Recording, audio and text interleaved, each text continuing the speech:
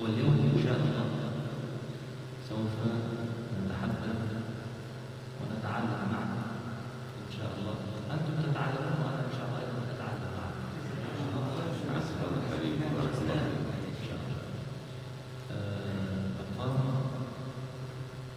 أنا لا أقول اسم الله، ولكن أقول هو مقام سوف أقرأه وأنتم تقولون.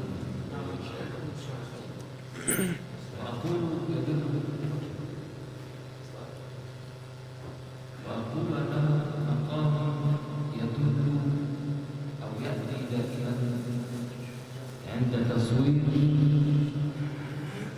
أهوال يوم القيامة وأحوال يوم القيامة.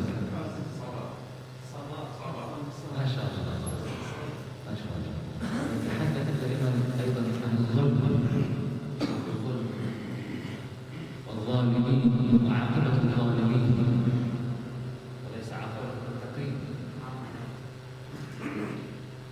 في القرآن آيات كثيرة جاءت تعبر عن أهوال يوم القيامة، صحيح؟ وعن الظالمين وعاقبة الظالمين. مثلا في القرآن أعوذ بالله من الشيطان الرجيم، بسم الله الرحمن الرحيم. ولا تحسبن الله غافلا عما يعمل الظالمون إنما يؤخرهم ليوم تشخص فيه الأبصار مهطعين مقنعي رؤوسهم لا يرتد إليهم طرفهم وأفئدتهم هواء. وأنذر الناس يوم يأتيهم العذاب فيقول الذين ظلموا ربنا أخرنا إلى أجل قريب نجب دعوتك ونتبع الرسل أولم تكونوا أقسمتم من قبل ما لكم من زوال. الكلام ليس أثبتها. وسكنتم في مساكن الذين ظلموا أنفسهم وتبين لكم كيف فعلنا بهم وضربنا لكم الأمثال وقد مكروا مكرهم وعند الله مكرهم وإن كان مكرهم لتزول منه الجبال فلا تحسبن الله مخلف وعده رسله إن الله عزيز ذو انتقام. الكلام ليس ينتهي. متى؟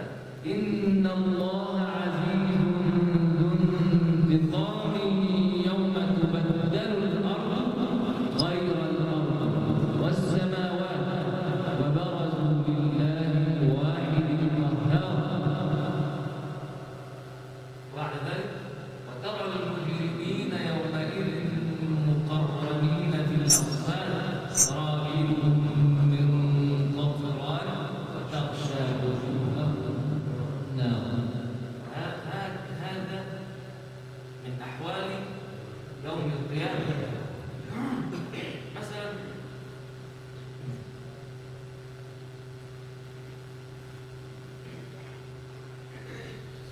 لينذر يوم التلاق يوم هم بارزون لا يخفى على الله منهم شيء. لمن الملك اليوم؟ لله الواحد القهار.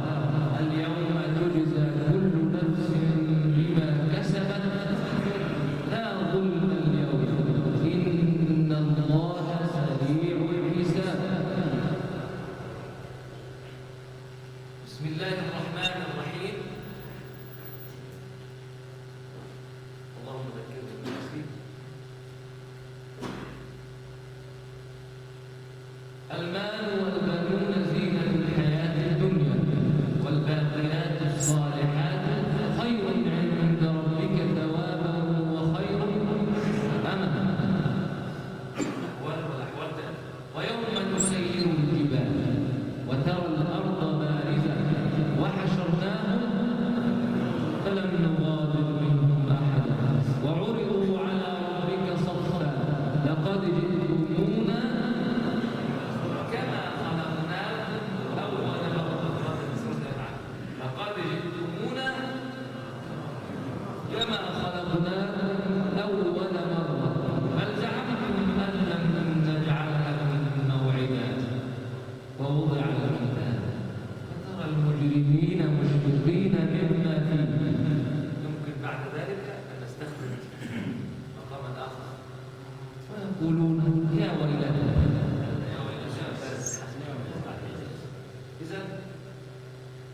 القرآن العظيم مليء بآيات الظلم وعاقبة الظالمين وأحوال يوم القيامة.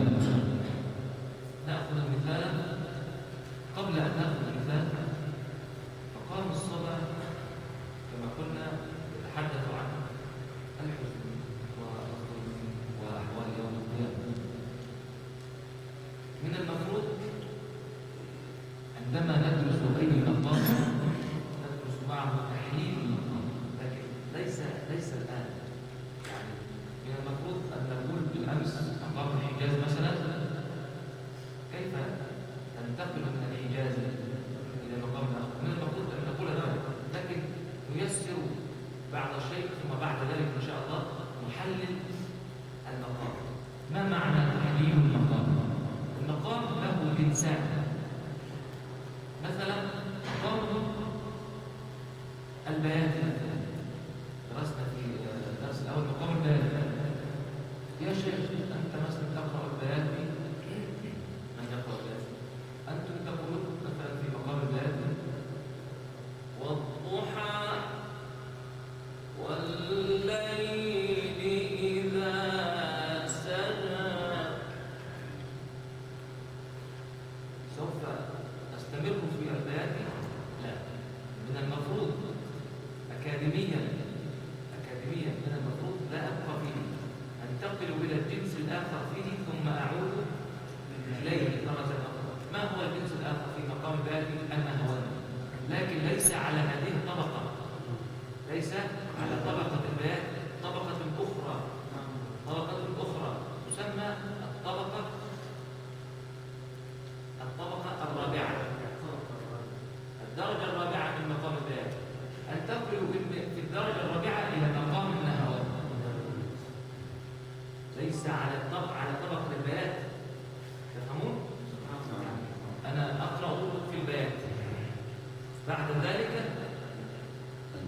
أستقر بصوتي على الدرجة الرابعة لكي أذهب إلى مقام النهوان، لأن ذلك تحليل مقام البيات يقول ذلك. أنت في البيات يمكن أن تنتقل إلى الدرجة الرابعة لتقرأ بمقام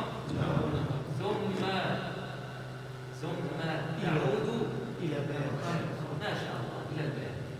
هذه هي القراءة الأكاديمية السليمة، لأن الثقافة مثلا جميع القراء الذين يقرؤون، لا أعيب في أحد، ولكن من المفروض عليهم أن يقرؤون هذه القراءة الأكاديمية. بمعنى القراء جميعهم يقرؤون مقام البيات على الطبقة التي يقرؤون منه، ثم بعد ذلك ينتقلون إلى مقام مثلا الحجاز على الطبقة، ثم إلى الصابر، ثم إلى النهوى. كل ذلك تصويرهم على نفس الطبقة. هذا يمكن، ولكن ليس مضبوطا أكاديميا، ليس علميا مضبوطا.